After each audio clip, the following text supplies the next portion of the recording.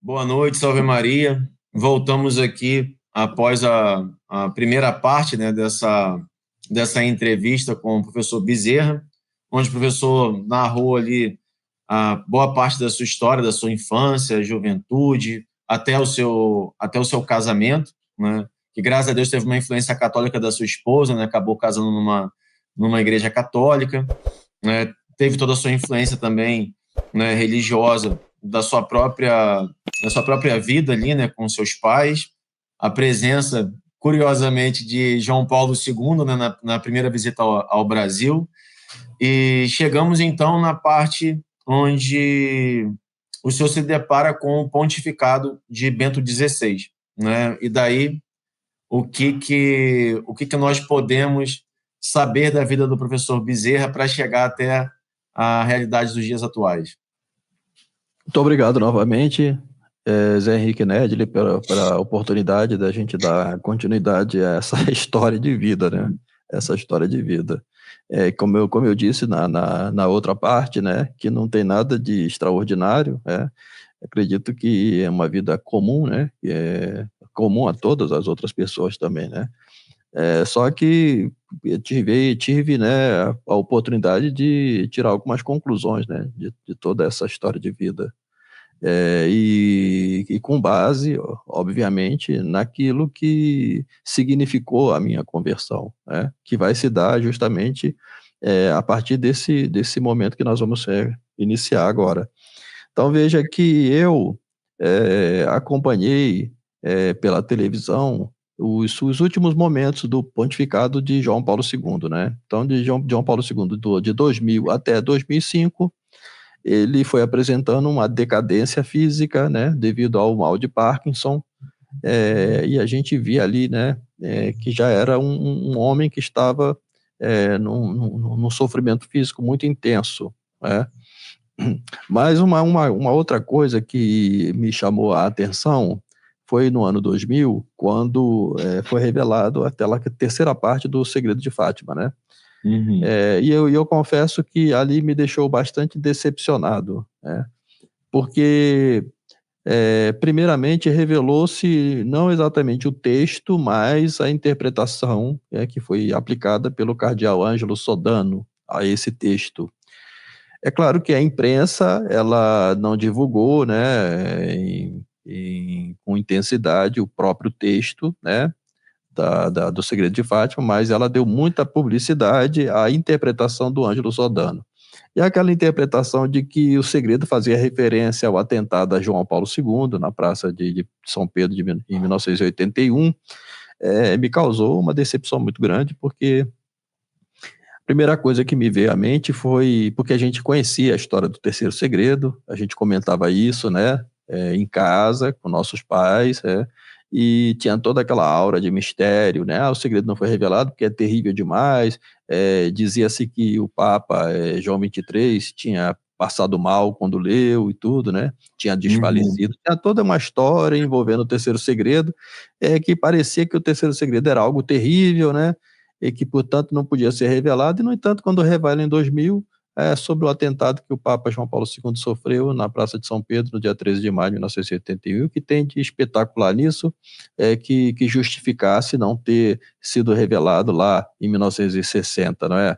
Então, assim, Uhum. para mim isso é uma coisa que já não fazia sentido, né? Era óbvio que havia algo mais ali, né? Que havia algo que não estava correto, não é? E, pois bem, quando assume o Papa Bento XVI, o Bento XVI ele passa a ser, de certa maneira, né, um pouco questionado pela imprensa. Veja que a imprensa e a mídia, de um modo geral, né, sempre colocou João Paulo II nos holofotes, né? É o Papa que transformou a igreja, isso e aquilo, né? Tanto que tinha até a música, né, dos roqueiros lá do Engenheiros do Havaí, né, o Papa é pop, né?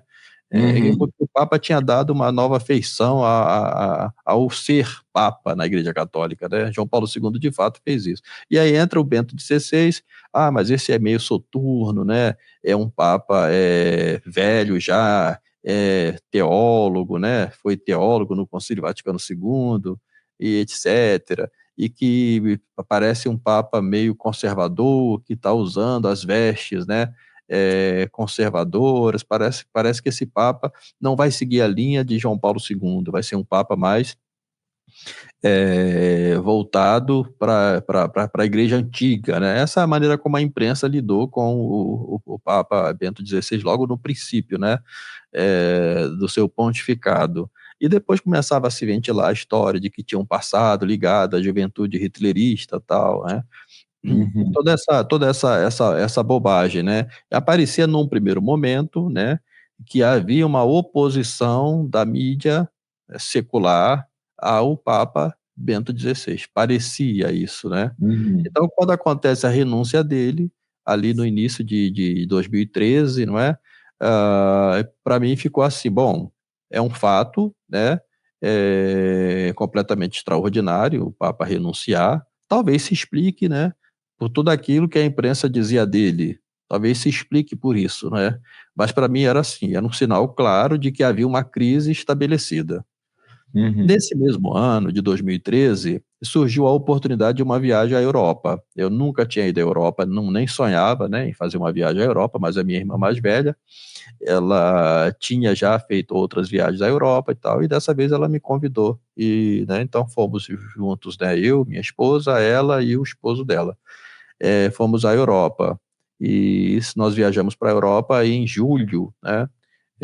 2013. Nessa ocasião, o Papa já Francisco I, né, estava no Brasil, estava vindo ao Brasil. Olha que coisa interessante, né? Eu saio do Brasil, vou para Roma e o Papa vem para o Rio, vem para o Brasil, né? Para a Jornada Mundial da Juventude. Então, nós vamos para a Europa e fomos primeiramente para Milão. Então fizemos ali um passeio em Milão, num sábado, não, acho que foi num domingo, era domingo, não era sábado. Chegamos no sábado, né, à noitinha, e domingo de manhã fomos fazer o passeio em Milão. E ali andando por aquelas ruas de Milão, né, tudo muito charmoso. Milão é uma cidade muito grande, né, com vários bares e tudo, toda aquela movimentação. Era um domingo de manhã, devia ser umas 10 para as 11 horas da manhã, né?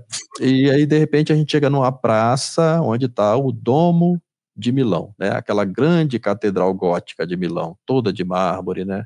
E aquilo ali me deixou completamente fora do chão. Quando eu contemplei aquilo, né? Aí foi engraçado que a primeira coisa que me passou pela cabeça, né?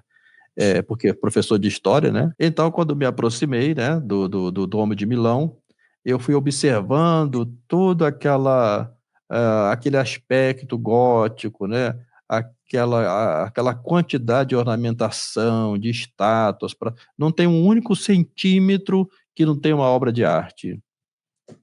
Então, imediatamente, né, aquela imagem da Idade Média, sabe? Que a gente aprende na escola, a Idade das Trevas, né? De pessoas atrasadas, de pessoas que eram todas voltadas para a superstição. Então, imediatamente se desfez, imediatamente. Porque é impossível, né, que uma Idade das Trevas possa produzir uma coisa dessa, não é? Uhum. E sim, aí quando eu entro, né, aí eu tenho um insight muito profundo, né, de que aquela percepção que eu tinha, né, de que alguma coisa tinha se transformado na igreja, mas que era um processo lento, gradativo, histórico e orgânico, se desfaz. Ali eu entendo que não, teve uma ruptura. Alguma coisa aconteceu que a igreja deixou de ser o que era. Então eu faço a viagem à Europa, depois de Milão, né? A gente faz uma tour pela Toscana, depois a gente vai terminar essa viagem em Roma, né? Então eu vou ao Coliseu, vamos ao Fórum Romano, né? Mas aí a minha visão já está começando a se transformar, né? Porque uma coisa, quando você vai à Europa, não é?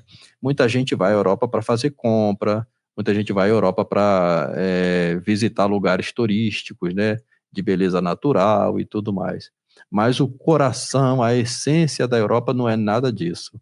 E eu penso que Inquestionável. na minha primeira ida à Europa eu já entendi o que é a Europa, né?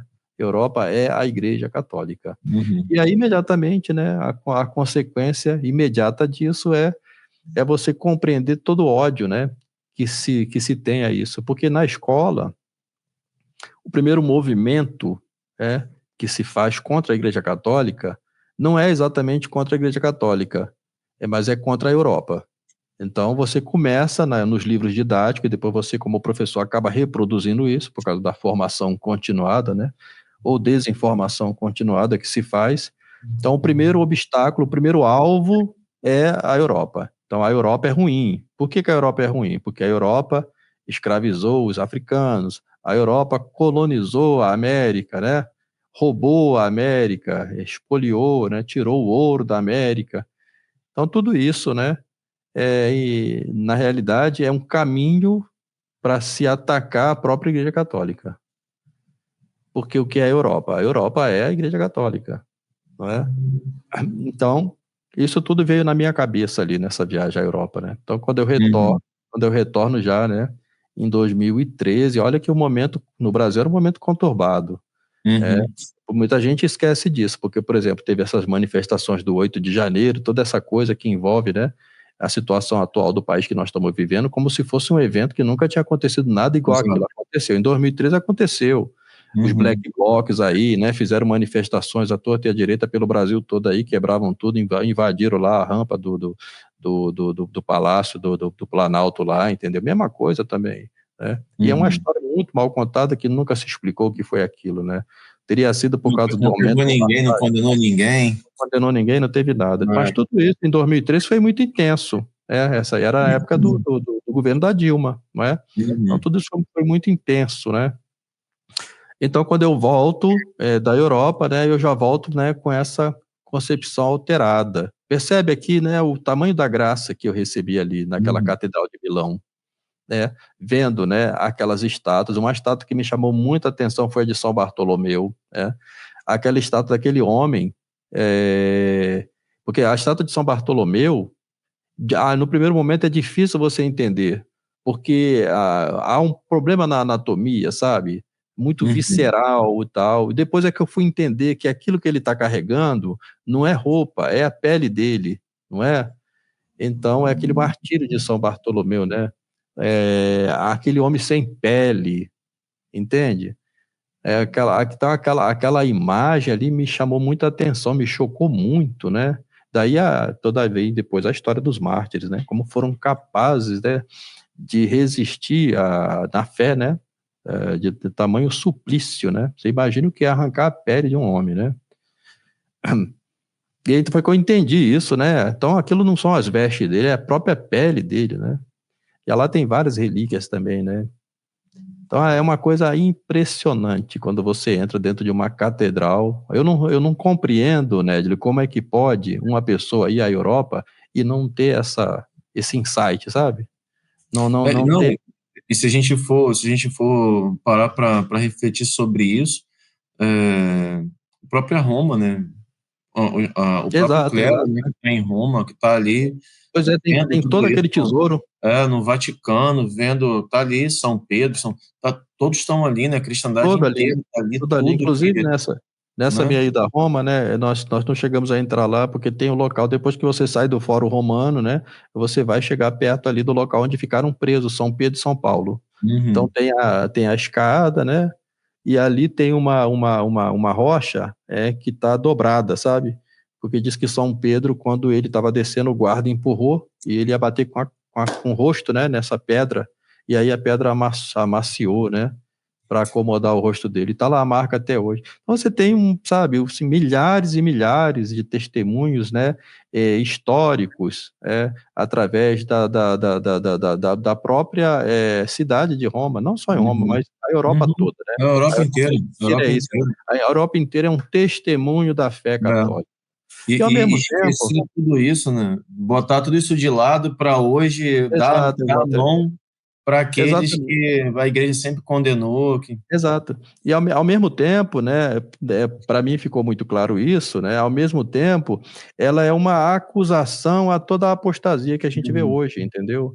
Porque ela demonstra muito claramente que a figura A não é igual à figura B, entendeu? Então, o que foi que aconteceu com a Igreja Católica? Para mim, né, já era claro que não foi um processo histórico, teve uma ruptura. Teve um momento de ruptura. Teve um momento que as coisas, né, passaram a ser diferente. entendeu? Então eu já volto com essa percepção, e aí sim começa o meu aprofundamento nos estudos, tá certo? E aí, Entendi. e aí eu vou me deparar, né, com o Concílio Vaticano II. Aí sim, né? Porque eu, como professor de história, eu sempre entendi uma coisa, que todo acontecimento histórico de grande proporção, ele é gestado, assim Uhum. como na própria natureza, né? Antes de acontecer um grande evento, um terremoto, né? Um vulcão que entra em erupção, né? Sempre tem um movimento anterior que vai preparando aquilo que vai culminar, né? Uhum. Nesse movimento maior. Então é óbvio que, né, a história também é assim, todo grande acontecimento ele é gestado, ele tem um processo, né? Agora, há um momento em que ele se manifesta, há um momento da ruptura. Por exemplo, né, na questão da Revolução Protestante, né, nós temos os antecedentes ali, John Huss, né? Você vai passando ali até chegar em Lutero, mas qual é o momento, o marco, né? É no momento que Lutero pega as 95 teses e cola lá na porta de Wittenberg, entendeu? Uhum. Aquele é o ponto, entendeu? É o momento que Deus está te falando, agora aqui está visível, está claro que alguma coisa aconteceu. A Revolução Francesa, né? A Revolução Francesa também tem todo aquele processo nas lojas maçônicas, né? O iluminismo e tal. Mas qual é o ponto? O ponto é justamente a convocação dos Estados Gerais. Esse é o ponto de partida, né? O rei Luís XVI convoca os Estados Gerais, inicia, né? A reunião dos Estados Gerais. Aquilo ali é o marco, entendeu? É o momento em que, da mesma forma, não é? A situação da crise da igreja. Os Estados Gerais na França não foi um evento que mostrou Uhum. claramente que, né, aquilo era a porta de entrada para a Revolução? Pois bem, o Concílio Vaticano II foi isso, né? Foi um momento histórico em que aquilo que já havia sido preparado, ele, né, Uhum. se cristalizou e se tornou visível para todos, para todos. E é interessante porque é assim que é a história, né? Deus permite que hajam esses marcos, né? Com data específica, com a imagem clara e específica, né? Para que a gente não confunda. Foi a partir daqui, entendeu? Então, aí, a partir daí que eu começo a enxergar o Concílio Vaticano II como um problema. Porque até então, né, tudo ligado ao Concílio Vaticano II era ventilado de forma positiva. Volta Redonda é uma cidade que respira o Concílio Vaticano II. Correto. É, lá, por Correto. exemplo, tem o colégio que eu dei aula, inclusive, o Colégio João 23, né? Uhum. Então, o Papa Bom, né? O Papa Uhum. Bom, ele ficou, né? O título que marcou o pontificado dele, né? O Papa Bom. E por que isso, né? Claro que tem, né? Uma razão de ser, né? Porque toda essa coisa em torno do Concílio Vaticano como sendo o concílio que transformou a igreja, que fez a igreja mergulhar numa primavera, não é? Contra o obscurantismo e o triunfalismo, né?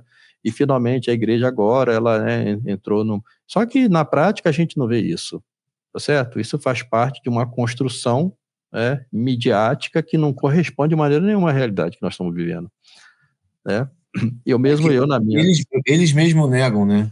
Esse É, que é igual. Tem uma coisa assim que eu gosto muito às vezes, fazer determinadas analogias para poder facilitar, às vezes, a compreensão das coisas, né?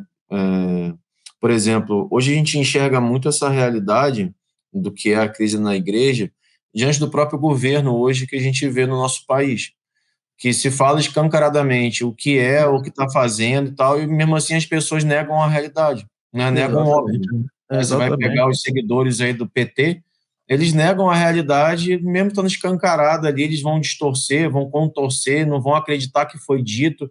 Se você mostrar, vão falar que é IA, e, Uhum, enfim, vão ficar ali. Ah, mas na nossa época a gente teve isso, mas foi ele que fez aquilo. E é a mesma coisa quando a gente vai tratar, né, da questão do Vaticano II, dos papas pós-conciliares. As pessoas elas enxergam tudo, mas a mesma coisa que não estivessem vendo nada. Mas se ela vê hoje um padre fazendo alguma coisa que às vezes não é nem próximo do que os papas mesmos fizeram, né, como o próprio João Paulo uhum, II, não chega a beijar o Alcorão, não chega a fazer nada uhum. de gestos assim, eles já se escandalizam e falam um monte de coisa que aquilo ali é TL, querem fazer uma rebelião na paróquia, mas não conseguem enxergar que isso é só Exato, um efeito do próprio papado. né? O Papa que está tocando tudo isso, né? Uma das coisas que me ajudou, né, foi o fato de eu ser professor de história. E aqui, por isso, o meu apostolado também é um contributo a essa situação toda, porque é a análise de um professor de história, que não deve ser desprezada, entendeu? E por que eu digo isso, né? Porque um dos graves problemas do homem comum, né, é não ter a compreensão do tempo que ele está vivendo. E é por isso que as pessoas não têm a percepção, né, do tamanho do abismo que estão enfiadas. Porque, claro, é lógico, né? Elas foram tragadas ali por uma série de circunstâncias do momento que elas vivem, né? Mas elas não têm capacidade de, pelo menos, né, intelectualmente sair desse turbilhão, né? Se colocar fora disso e ver as coisas de fora para poder. E para fazer isso, você tem que fazer um movimento maior. Você tem que analisar, sair um pouco, né, do turbilhão, né, do olho do furacão e analisar as coisas do ponto de vista histórico. Então você tem que ter um olho no passado também. O problema é que essas pessoas, inclusive o clero católico, eles têm só o olho para o futuro, Exato. né? Eles Exato. estão olhando só para frente. Eles não são capazes de fazer uma avaliação. Toda a nossa vida, nós temos que ser capazes de fazer uma avaliação. Por que nós chegamos no ponto que nós estamos hoje? Nós precisamos rever algumas coisas que fizemos lá atrás, entendeu? E fazendo esse movimento, a gente consegue fazer um exame de consciência. Pois quando a gente vai fazer uma confissão, a gente precisa fazer um exame de consciência. Para fazer um exame de consciência, a gente precisa avaliar, né, o que foi que fez eu cometer tal pecado, que me levou até aqui. Porque se você não fizer esse movimento, você também não faz uma confissão bem feita. Porque o que vai fazer, o que vai mover você a ter um propósito de emenda, se você não for capaz de avaliar o que você fez lá atrás? Ah, mas você tem que achar, né, a raiz do problema. Você tem que investigar a raiz do problema. E a gente pode ter, para fazer isso, nós temos que ser honesto. Temos que ter muita honestidade, entendeu? Agora, essas pessoas olham só para frente, né? Elas estão com o olhar fixo, né, no futuro. Então, Isso os daria um bom problemas. curso, hein, professor? Isso daria um bom curso, é um curso de exame de consciência, né? De compreender É, a crise a partir de um exame de consciência, né? Isso exatamente, seria um ponto interessante, assim, de partir para levar as pessoas à compreensão disso, né? Que precisa sair realmente e fazer um exame de consciência. Porque se a gente for perfeito. olhar o clero hoje modernista, Eles ou não são aqueles que incapazes. estão... Eles são incapazes de fazer isso, não é? Eles Exato, são exato. incapazes de fazer isso porque eles olham o passado com desprezo. Uhum, Veja que o profeta no Antigo Testamento, né, não é apenas o homem, que consegue, porque muita gente tem uma noção disso, né, muito com base em filmes né, e romances e tal, de que o profeta é aquele homem que vê o futuro, né, como se uhum, fosse uma coisa dos antigos gregos lá, né, nos seus oráculos e tal, as pitonisas, né, que tem a uhum. visão do futuro, mas não é isso, entendeu? O profeta, antes de mais nada, é o homem capaz de compreender o seu tempo, porque são poucas pessoas que fazem esse movimento, né, de entender a realidade histórica daquele momento que ela está vivendo. E quando você faz isso, não é? Esse movimento honesto, você consegue identificar as causas daquilo. Porque Não, você e aquilo, né? Você consegue identificar o que vai acontecer, porque se você está vendo que está sendo plantado batata, é batata que vai colher, né? exatamente, Você exatamente, enxerga a realidade, você sabe perfeito, o que vai acontecer no futuro, né? Não é exatamente. nem uma questão de adivinhação, né? É de Por uma questão, constatação. exato, de constatação, por uma questão lógica, não é? Uhum, De causa e efeito. Então uhum, você tá vendo o que está causando o problema e lá na frente ela vai ter uma consequência, não é? Então uhum, é isso que esses profetas, né, da antiga lei, do Antigo Testamento, né, eles conseguiam fazer essa leitura, não é? E ainda, né, os reis da antiga aliança, muitos, né, respeitavam esses homens porque compreendiam que esses homens tinham esse senso, né? uhum. Veja por que eu estou dizendo isso, porque Monsieur Lefebvre é um exemplo disso, não é? Então, tem algumas pessoas que ficam detratando Monsieur Lefebvre como se Monsieur Lefebvre tivesse chamado para si, né, um caráter profético, né, messiânico, etc. Não, não é nada disso. Monsieur Lefebvre, a única coisa que ele fez foi ter a capacidade de fazer a leitura do tempo que ele vivia, com uma avaliação e investigação das causas que levaram aquilo. Então, olha para trás, né? Faz um processo, um exame de consciência, né? Ele, como, né, um membro do clero, da alta hierarquia, ele tinha a obrigação de fazer isso, coisa que os papas conciliares não fizeram, né? Os papas conciliares se deixaram levar por uma rede de otimismo, né? Então vamos esquecer o passado e vamos olhar só para o futuro, e vamos começar a plantar algo, mas não pode se fazer isso, não é? A história, você precisa avaliar o passado antes de você dar o passo para o futuro. Precisa se avaliar isso para não cometer os erros, né, do passado. E professor, quem foi a pessoa, o livro, o acontecimento assim que, tirando essa questão de Milão, né, mas que fez com que o senhor tivesse assim uma compreensão da crise tal como o senhor a enxerga hoje, né? Então, eu devo, né, sobretudo, né, a pessoa de Monsieur Williamson, né? Então você vê, primeiro, né, nós somos agraciados por Deus para manter o pé no chão, para ter, né, essa noção do que é a realidade objetiva, e professor de história, acostumado a fazer esse exercício de autoavaliação, de reflexão, né, de entender o passado para entender o presente, porque isso é um exercício que o professor de história naturalmente tem que fazer. Quanto mais honesto ele for, mais ele vai conseguir fazer isso bem, né? Agora, o problema é que os professores de história caem em ideologia, né? E passam a trabalhar em função de ideologias construídas aí, partidaristas. Mas, no caso, quando eu tive conhecimento de Monsieur Williamson, foi mais ou menos em 2009, se não me engano, primeira vez que eu ouvi falar de Monsieur Williamson. Na ocasião, o que estava em voga, né, era a questão, primeiro, do levantamento das excomunhões, né, que o Papa Bento XVI tinha feito, Sumoro Pontífico, né, liberação da missa tridentina e tal, mas o fato foi desviado para a questão, né, da entrevista de Monsieur Williamson na Suécia, né? Então ficou sendo colocado na mídia, isso no Jornal Nacional, no Fantástico, né, na grande Foi a mídia, entrevista né? que ele comenta da questão do Holocausto. Exatamente, então deu foco a isso aí, entendeu? O Papa Bento XVI levantou a excomunhão de um bispo que nega o Holocausto. Então isso na escola que eu trabalhava, né, gerou muito comentário e tal, né? Óbvio, né? Todos, né? Desfavoráveis a Monsieur Williamson. Como pode, né? Um bispo católico fazer uma coisa dessa, tal? E depois toda, né? A situação que envolveu isso, a expulsão dele, né? Da Argentina e tudo mais, né? A humilhação e execração pública que ele foi submetido, não é?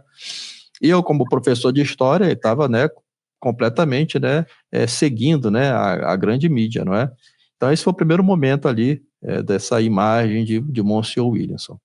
Bom, passados os anos, né, aí 2013, compreensão, né, de que algo mudou na igreja, depois de 2014, a situação de que realmente era o Concílio Vaticano II que tinha modificado, aí eu vou estudar o concílio, né, e aí começo a me deparar com os textos do concílio, as ambiguidades, né, e aí vou começando a entender o processo da nova missa, entende?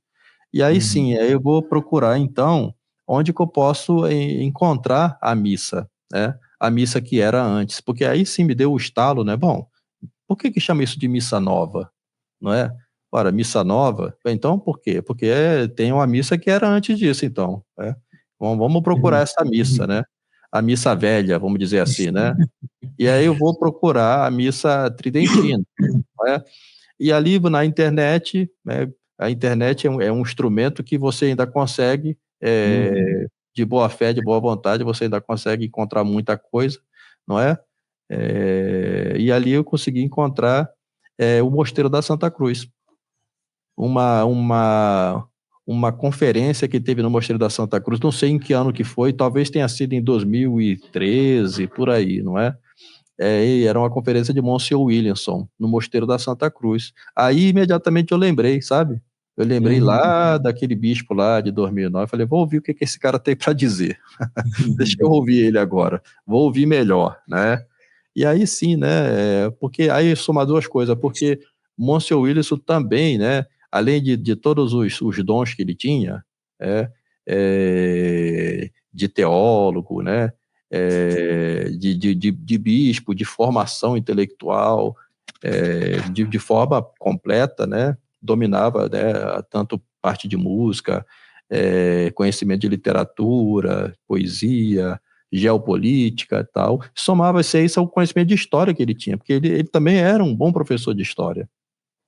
E nisso eu e ele, né, a gente se encontra ali, né, porque foi a partir dele que eu comecei a fazer o revisionismo histórico. Entende Uhum. isso? Porque, veja, se o Concílio Vaticano II adaptou a igreja ao mundo, né, e o mundo é hostil à Igreja Católica, porque o que a gente aprende pelo mundo sobre a Igreja Católica é sempre a forma mais hostil, ou Uhum. seja, a igreja é culpada de tantas coisas, é a Inquisição, é o processo de colonização, de escravização, de expoliação, né, da colonização da América, do massacre aos índios, né, as Uhum. civilizações pré-colombianas. Então, tudo isso tem que ser desconstruído de alguma maneira. É necessário fazer um revisionismo histórico, entende? E aí sim, né? Aí eu começo a fazer isso que eu te falei, né? De fazer esse reconhecimento do presente através do estudo do passado. Mas agora sob uma nova ótica, uma nova perspectiva, né? E isso eu devo exclusivamente a Monsieur Williamson, né? E Monsieur Williamson é que me fez perceber que nem tudo que está na história oficial é verdadeiro. Porque, afinal de contas, né, a história é uma ciência humana e que depende muito da interpretação. Então, os fatos históricos, eles necessitam de documentação. Agora, a documentação ela precisa ter uma hermenêutica adequada, não é? Tem que ter uma chave de interpretação. Se a chave de interpretação, a hermenêutica da história for marxista, nós vamos dar aonde que nós estamos hoje, né? Uhum. Nessa loucura dos livros didáticos, uma visão materialista da história, uma visão historicista, uma visão progressista da história e tal. E, evidentemente, partindo desse princípio, né, das bases iluministas, a Igreja Católica vai ser a vilã da história, já que ela impediu o progresso científico, tecnológico e tal.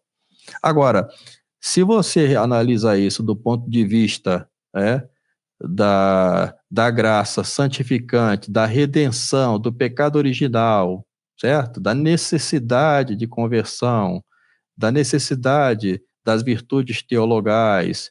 Se você começa a compreender dessa maneira, evidentemente, né, você desconstrói, né, toda essa má história que foi colocada sobre os ombros da igreja. E aí, ao mesmo tempo, quando você chega a essa conclusão, você vê o erro, né, do Concílio Vaticano II, que renega o passado da história para assumir os erros modernos. Entende? Então, Uhum.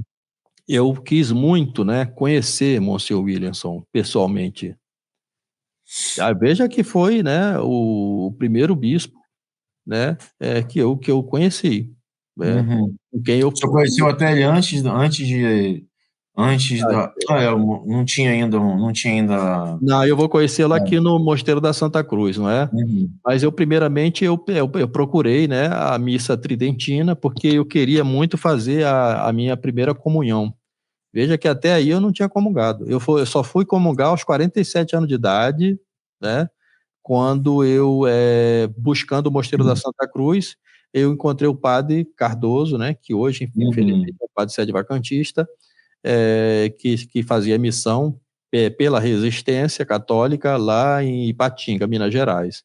Então, saí de Volta Redonda com minha família, umas 10 horas de viagem, até encontrar o padre Cardoso, e ali sim, né, fiz a minha confissão geral, né, e me preparei para fazer a minha primeira comunhão. Então, a minha primeira comunhão foi aos 47 anos de idade, já na tradição. E aí sim, né, no mês seguinte, estava tendo aqui no Mosteiro da Santa Cruz um evento muito especial, que era a sagração de Dom For, não é? Então, Monsenhor Williamson veio ao Mosteiro da Santa Cruz para fazer a sagração de Dom For. E aí, né, eu quis muito estar presente, mas era um dia de semana, e eu trabalhava nas escolas, então não pude ir, mas na mesma semana, num sábado, teria outro evento, que era a ordenação do padre Dom André. Dia 28 de março, nunca esqueço, porque era o aniversário da minha esposa.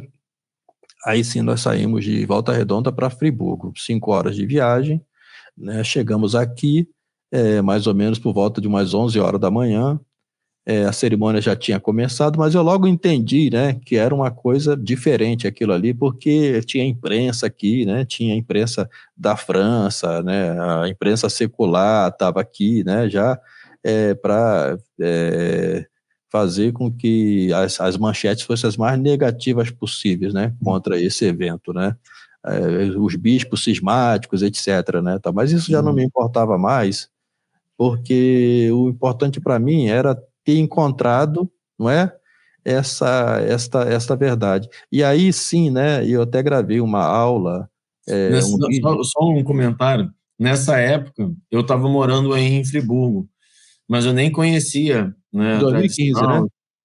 Eu nem conhecia a tradição e tudo mais.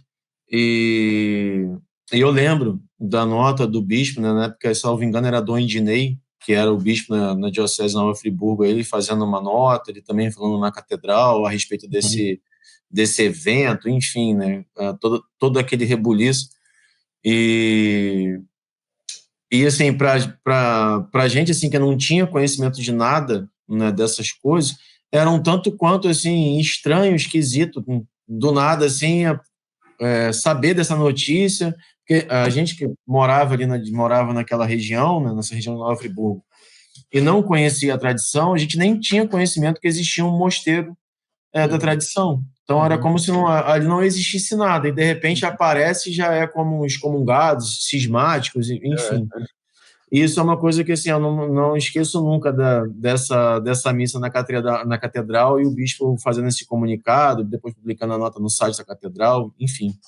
Para mim, nessa ocasião, isso já não importava mais, sabe? Essa história de excomungado, de isso, de leprevista, tudo isso não me incomodava nem um pouco. Porque uma coisa que eu não disse, né, um pouco antes disso, foi que eu, naquela minha tentativa de fazer a primeira comunhão, não é? Eu procurei missa tridentina e, de fato, lá em Volta Redonda tem, né, a missa tridentina da administração apostólica, São João Maria Vianney, e eu comecei a frequentar aquela missa, procurei o padre para poder, né, fazer a minha confissão e fazer a minha primeira comunhão, né? Era uma coisa que estava me movendo muito irresistivelmente, né? Eu não tinha como não fazer. E fui procurar então o padre falou, olha, você precisa estudar o catecismo, né? Na ocasião, eu já estava estudando, né, o catecismo, só que eu estudava o catecismo de São Pio X, porque eu já tinha descoberto o catecismo de São Pio X na internet, estava estudando o catecismo de São Pio X, tinha baixado lá, mandei imprimir, né, e estava estudando o catecismo de São Pio X, fica claríssimo o objetivo, né, cristalino, entende? E aí ele me deu um compêndio do novo catecismo, esse de João Paulo II, e eu cheguei em casa, comecei a ler aquilo e comecei a me deparar com coisas que me deixavam muito confuso, né? E aí, por exemplo, a questão do ecumenismo, né, de que há nas outras religiões elementos de santificação e de verdade. Falei, mas como assim, né? Que há elementos de verdade, eu até, né, posso aceitar, não é? Mas de santificação fora da Igreja Católica não tem, né? Isto não está correto, não é correto isso.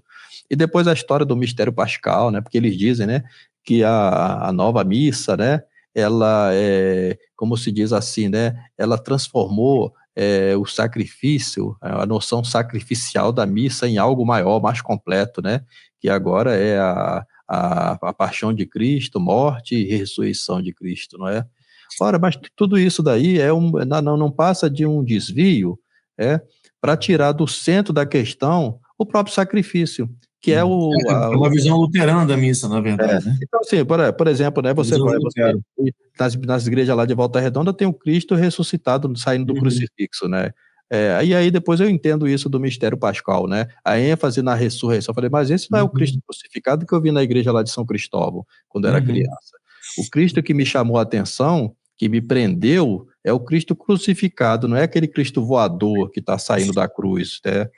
Entendeu? Então, esse negócio do mistério pascal aí, para mim, era uma coisa que não dava. E aí eu, né, não frequentei mais lá a administração apostólica, né? Porque o meu pensamento foi assim, né? Eu falei, poxa, como é que é isso, né? Eu estou precisando do pão e o padre me dá uma serpente, não é? Não se faz isso, né? Com um filho que está precisando. Eu peço um pão, me dá uma serpente.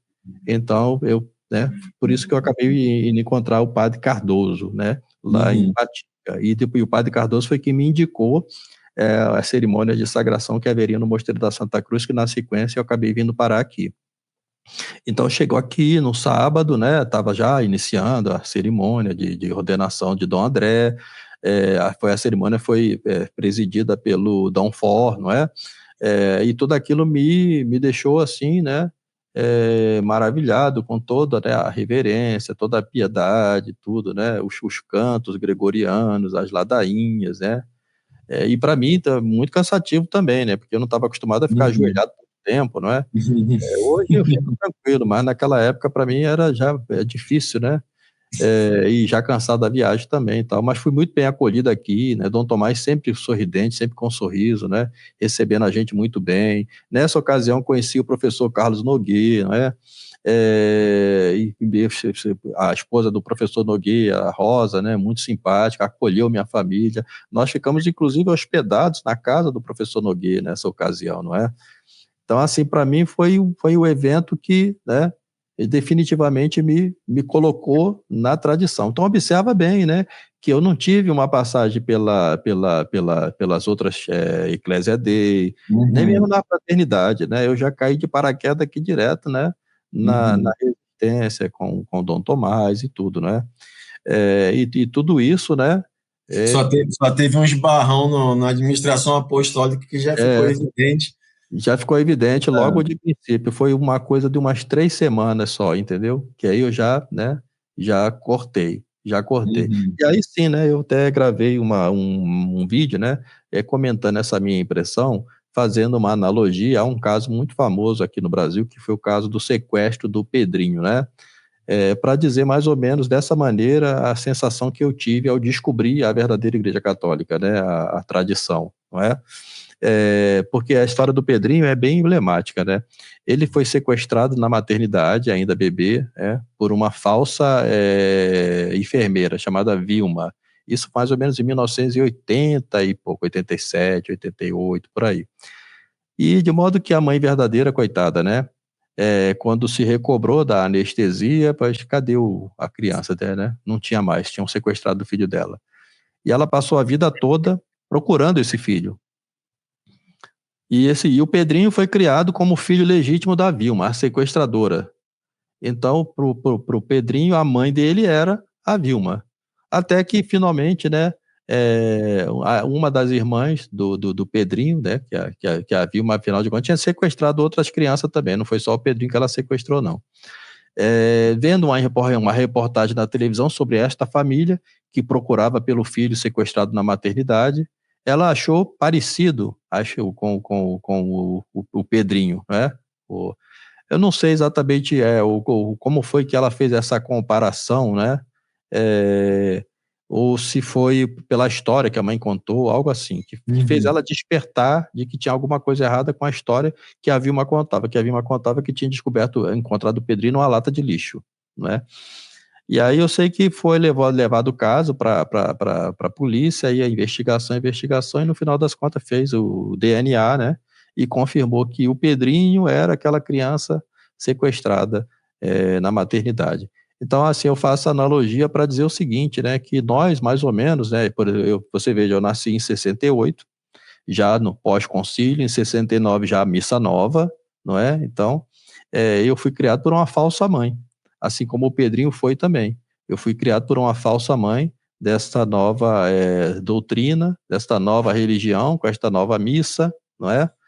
E mais a minha mãe verdadeira, a igreja de sempre, a tradição, né? Sempre esteve ali, é, marginalizada, escondida, vilipendiada, caluniada, não é? Mas nunca desistiu de mim.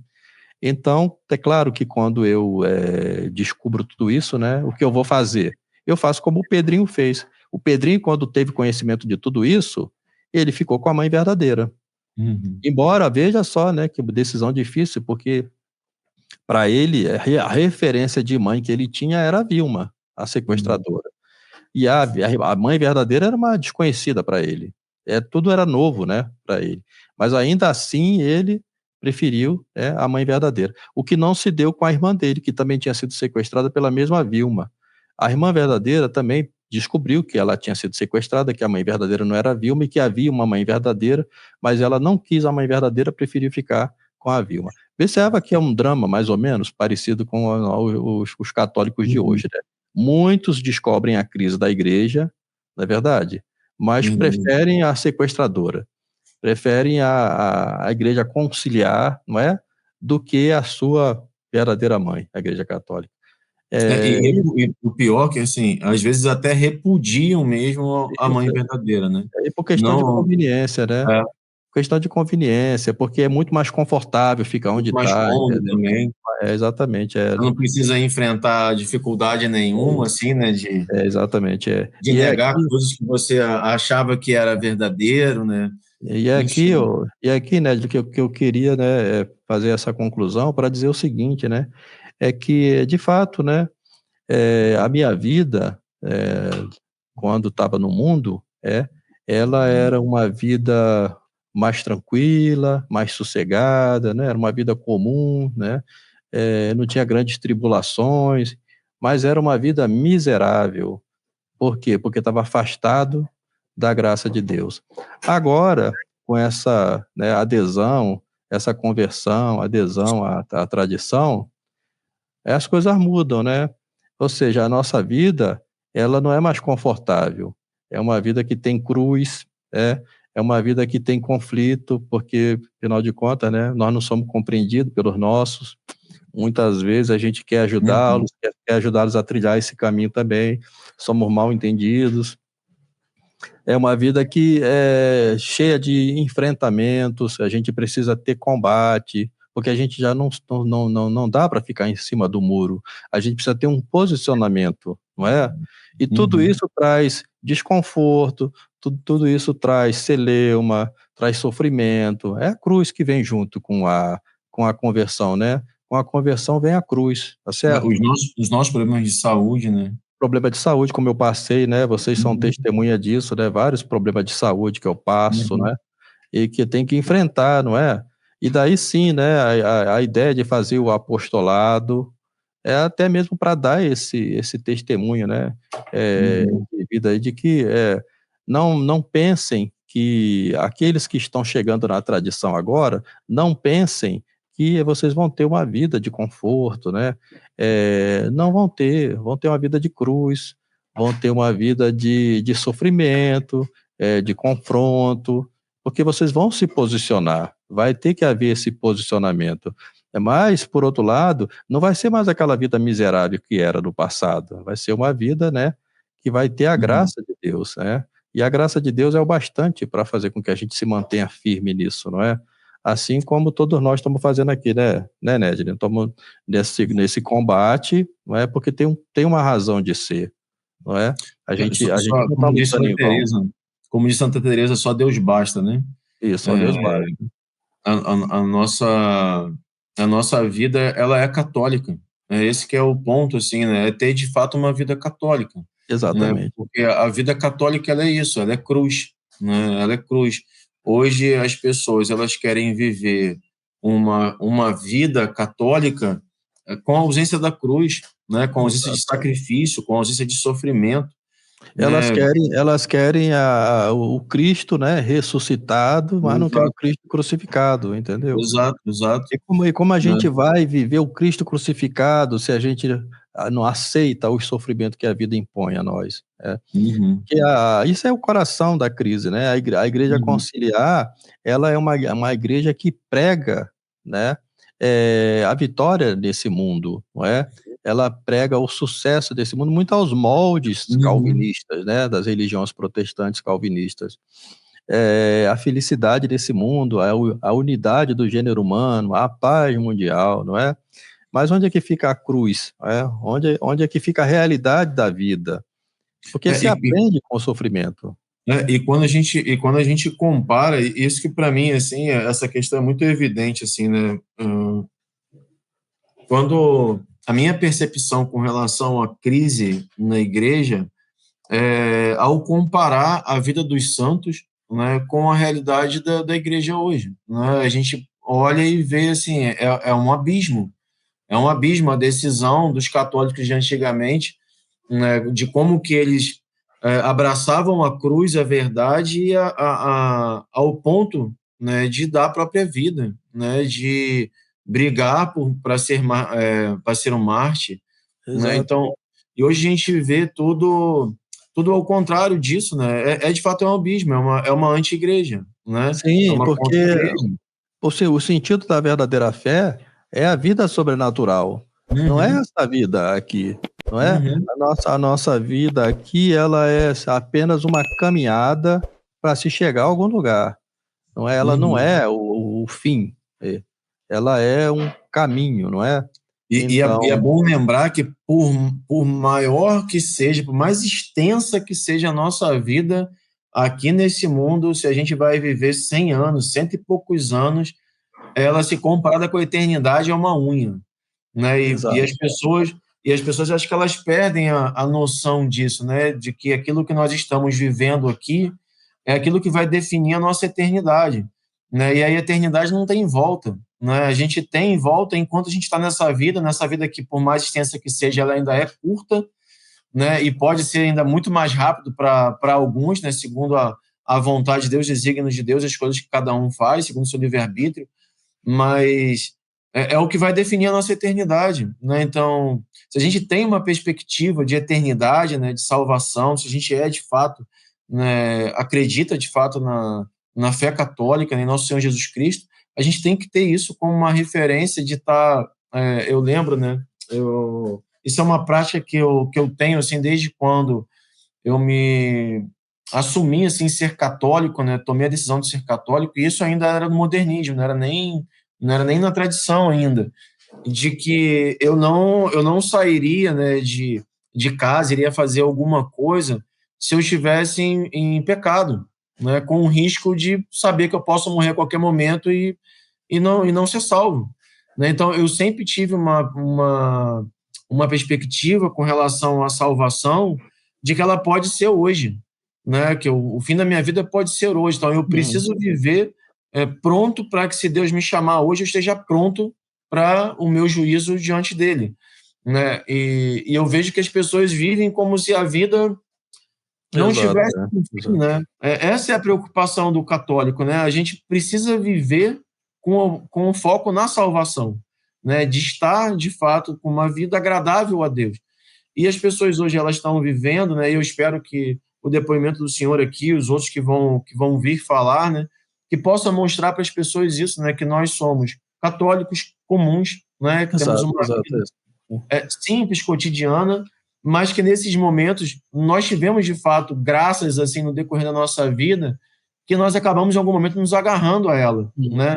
Um ponto que o senhor reforçou da parte do crucificado, né? Quando o padre lá da administração apostólica ofereceu o compêndio do catecismo, e o senhor fez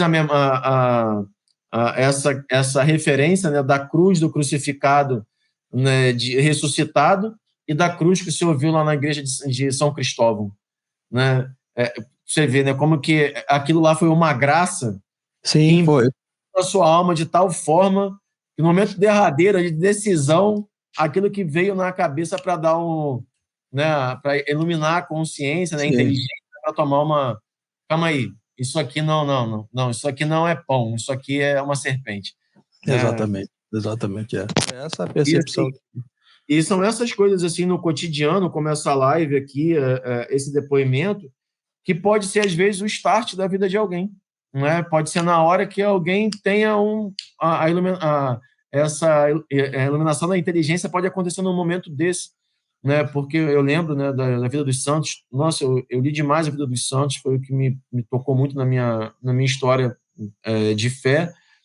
E a maioria deles foi assim, às vezes lendo um trecho das Sagradas Escrituras, às vezes ouvindo alguma coisa ou assistindo a algum fato específico, né? E eu espero que a gente consiga, através dessa partilha, dessa história de vida, né, mostrar para as pessoas o que é de fato ser católico, né, diante das nossas escolhas, né, por mais simples que sejam, por mais cotidianas que sejam, mas que demonstram, né, uma decisão consciente, Uhum. né, que não é uma coisa sentimental, não é algo estéril, não é um fruto de uma emoção, é algo que tem Sim, sim. estudo, Sólido, tem, né. né? É. E foi fruto também de uma decisão que, né, nós somos, confrontados pela realidade e nós temos que tomar essa decisão, não é? Exato. De também, ajudar Nosso Senhor a carregar a cruz, né. E como é que nós podemos ajudar Nosso Senhor a carregar a cruz? É carregando a nossa própria cruz, não é? Uhum, uhum.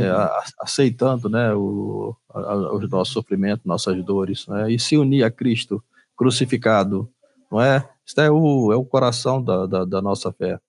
Então, quando você vê um mundo que rejeita, né, essa realidade da vida, que nem os pagãos rejeitavam, nem os pagãos que não tinham a Cristo crucificado, nem eles rejeitavam. Entre os pagãos haviam sábios, né, que compreendiam como é que o sofrimento pode purificar e elevar uma alma.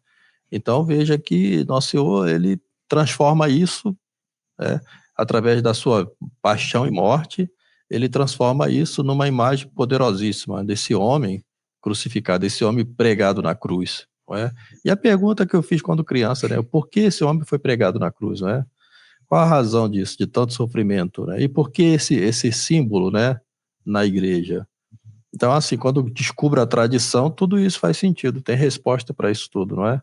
Uhum. É, e aí, e ao mesmo tempo que a gente descobre isso tudo, a gente vai com certo afã, né, para tentar buscar também esse tesouro que a gente acabou de descobrir, a gente quer partilhar, né, com os nossos amigos, familiares e tal.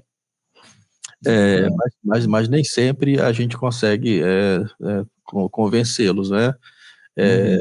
então, eu também gostaria de pedir às pessoas ter um pouco de paciência com as pessoas que estão nesse processo de conversão, não é? Uhum. Mas veja meu caso, né? Eu comunguei aos 47 anos, olha quanto tempo de paciência que Deus teve comigo, né? Imagina se Deus tirasse minha vida, né? Me chamasse lá para o juízo antes disso, né? Então, Deus esperou todos os meus erros, todos os meus tropeços, até os 47 anos de idade, para eu poder fazer a minha primeira comunhão já com, né, essa compreensão da crise. E depois disso, a minha crisma foi exatamente com o Monsenhor Williamson. Então, aquele tapinha no rosto assim, né? Foi o Monsenhor Williamson que tive essa honra de receber de Monsenhor Williamson, né? Entende? Então eu vi o seu drama com seu pai nesses últimos dias, né? Rezei junto com vocês também pela alma dele, e peço também que rezem pelo meu pai e pela minha mãe, que Uhum. já estão idosos, né? Meu pai, o senhor Antônio Bezerra, uma pessoa que foi muito popular lá, né? Onde a gente morava no Rio, que está aqui comigo hoje aqui em Friburgo. Minha mãe chama Maria das Dores, né? Peço também a oração de todos vocês por eles. Minha mãe está com a saúde muito delicada, está com um problema, né, de saúde, está com a idade avançada, tem 85, meu pai 89, né, para que a gente Uhum. permaneça firme com eles também. Aqui, perto do Mosteiro da Santa Cruz, eles têm o acesso, né, aos sacramentos e tal, dentro do possível, né, problema de locomoção e tal. A gente Uhum. procura dar a eles, né, essa assistência espiritual também, não é? Então, agradecer a Zé Henrique Nedley por ter dado essa oportunidade de contar essa breve história, né, da vida do professor Bezerra. Parabéns, professor. Conto com as minhas orações pelo senhor, pela sua família. Que o senhor continue cada vez mais com a voz melhor para continuar o seu apostolado. E queria te pedir, por último, que o senhor pudesse recomendar, né, um livro, recomendar o seu próprio canal, E deixar uma mensagem final para aqueles que vão assistir aqui, né? Que estão talvez descobrindo a crise nesse momento, que estão vivendo esse dilema, né? Que o senhor viveu lá atrás, que eu também passei. Uma mensagem para essas pessoas. Então, primeiramente, né, os livros que eu tive a oportunidade de ler, que me ajudaram bastante, né, nessa compreensão da crise, são exatamente esses que vocês estão publicando aí. Por exemplo, esse da Contra-Igreja, né, eu li bastante o Michel Laurigan, sobre toda a questão que envolve o Vaticano II e a questão do noéismo, né, que é um tema bastante conhecido entre os dominicanos de Avrier e entre os franceses de um modo geral, porque o Pierre Lard escreve muito sobre isso, não é? Esse livro que eu recomendo bastante, da Contra-Igreja, esse também da infalibilidade papal, não é? Teve uma outra coleção também que vocês publicaram também, eu tenho ela aqui, mas não está aqui nesse momento aqui atrás, ela está lá no quarto, lá, Revolução, Tiara e Capa, esse mesmo. Esse daí, porque esse daí é importantíssimo, porque ele vai contar todo o desenvolvimento do pós-concílio, a estratégia pós-conciliar com relação à aplicação da Declaração Nostra Aetate. E aí você vai ter as etapas de aplicação disso, até chegar ao ano 2000, né, com o Teatro Chuvá de João Paulo II, ou o pedido de perdão, né, de João Paulo II. Isso, a Contra-Igreja. Esse é importantíssimo. Para quem está começando, esse aí é importantíssimo, a Contra-Igreja. Eu vou ter que fazer uma reimpressão desses livros. Também tem um livro também que eu acho muito importante também, que vocês poderiam também ver a possibilidade de republicar ele, que é o Complô contra a Igreja, de Maurice Pinet, não é? Esse livro é importantíssimo também. Tá, tem os livros de Leão de Ponsard, não é? Tem um livro específico sobre o Concílio Vaticano II, de Leão de Ponsard. Desse livro, inclusive, eu tinha ele aqui, eu dei de presente para o Padre David. O Padre David, na época, era seminarista, né? Eu dei de presente a ele, um livro de Leão de Ponsard. Aliás, tem alguns títulos de Leão de Ponsard que vale muito a pena ler, né? As Forças Ocultas Secretas da Eu posso me comprometer com o senhor que a próxima campanha que a gente vai fazer já, para começar no final de setembro, a gente faça esses livros aí. Agora também tem, graças a Deus, né, tem o trabalho que vocês estão fazendo, né, de divulgação desses livros que estavam, né, praticamente escondidos, esquecidos aí nos porões dos sebos da vida, não é? Por exemplo, esses livros aí, sabe como que eu li isso daí? Lá na biblioteca da faculdade que eu fiz, né, de História. Ali tinha um cantinho de livro escondido lá, e eu garimpava sempre, porque eu sempre gostei de biblioteca, então garimpava lá e encontrava esses livros aí. E Complô contra a Igreja, tinha lá uma edição em italiano de Complô contra a Igreja, foi o que eu li, entendeu? Não, eu não pode esquecer aqui do seu livro também, né? Esse Mistério da Irmã Lúcia, o meu livro, ele é mais ou menos, né, um resumo dessa história toda, não é? Que podia se chamar também Complô contra a Igreja. Esse livro aí podia se chamar Complô contra a Igreja, porque ele trata exatamente disso sob o viés das aparições de Fátima. Né? Todo o problema da conspiração contra a Igreja, a conspiração contra a mensagem de Fátima e a conspiração contra a humanidade, cuja objetivo final, não é a religião de Noé, né? Que a gente tem falado repetidas vezes no meu apostolado, né? Então, uma coisa é a crise da igreja, não é? E a maneira como a gente deve se comportar diante dessa crise, segundo a doutrina católica, não é? Com caridade, com paciência, com resignação. Não, meu apostolado, vocês podem ver, não é um apostolado polemista, né? É um apostolado de um professor de história. E eu falo sobre aquilo que eu estudei.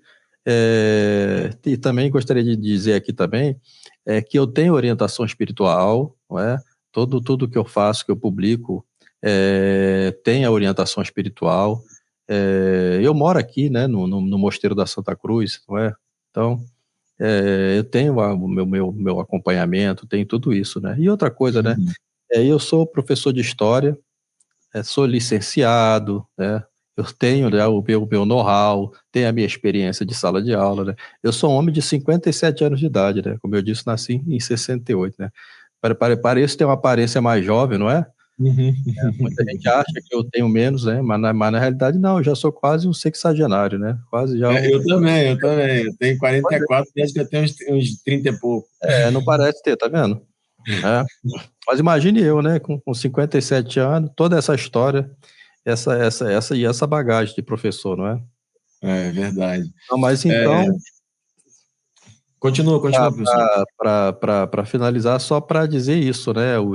Nós que estamos nesse combate pela tradição, né? Exortamos a todos aqueles que estão para dar esse passo, mas por alguma razão, né? Ficam um pouco receosos, né? Não tenham medo, né? Aceitem a cruz, que certamente virá, mas também muitas graças junto com a cruz, né? Deus não dá a cruz sem as graças, né? Então virão muitas graças também, podem ter certeza disso, né? Como está escrito, né? Com a aprovação, Deus nos dá sempre meio de suportar e sair dela. Exatamente. Então, aproveitando aqui, eu vou anunciar o próximo convidado que a gente vai ter na semana que vem, que vai ser o professor Norton Maria Grande Chino, amigo. né? Uma pessoa assim extraordinária, né? Professor da Escola Santa Cruz, né? Hoje tem nos agraciado tanto ele quanto a sua esposa, a senhora Carolina, com cursos assim excelentes. Ele inclusive é o que dá o curso de catecismo, né, para adultos, e a gente fez questão de que fosse gratuito, né? E aproveitando até a deixa disso, né? Então na semana que vem, quarta-feira, 8 horas da noite, estaremos aqui novamente com o professor Norton. Eu aproveitar, vou dar uma deixa aqui, que o professor Bezerra, ele se colocou de forma voluntária, né, para poder também prestar alguns cursos, né, fazer alguns cursos na Escola Santa Cruz, né, e até um dos cursos que a gente está mapeando para começar seria um curso de noéismo, né, que é um tema assim mais do que significativo, né, para desenvolvimento de todo o trabalho do professor Nogueira, do professor Bezerra, para que as pessoas possam compreender, né, a realidade, toda essa crise, para onde que nós estamos indo, segundo essa seita conciliar, né, que é desembocar na religião noaquita, né, noática, enfim. E aí o professor vai nos prestigiar voluntariamente com esse curso no AISMO. Em breve aqui a gente vai fazer esse lançamento na Escola Santa Cruz. Tá bom? Fiquem com Perfeito. Deus. Professor, mais uma vez, muitíssimo obrigado, né, pela exposição, pela sinceridade, né, de colocar a sua vida aqui para todos nós. Acredito que vai trazer muitos frutos, sim, e que Deus te recompense cada vez mais na sua saúde, com a sua família, especialmente a saúde dos seus pais nesse momento. Tá Muito bom? obrigado. Muito obrigado. Fiquem com Deus. Fiquem Um com Deus. grande abraço. Grande abraço.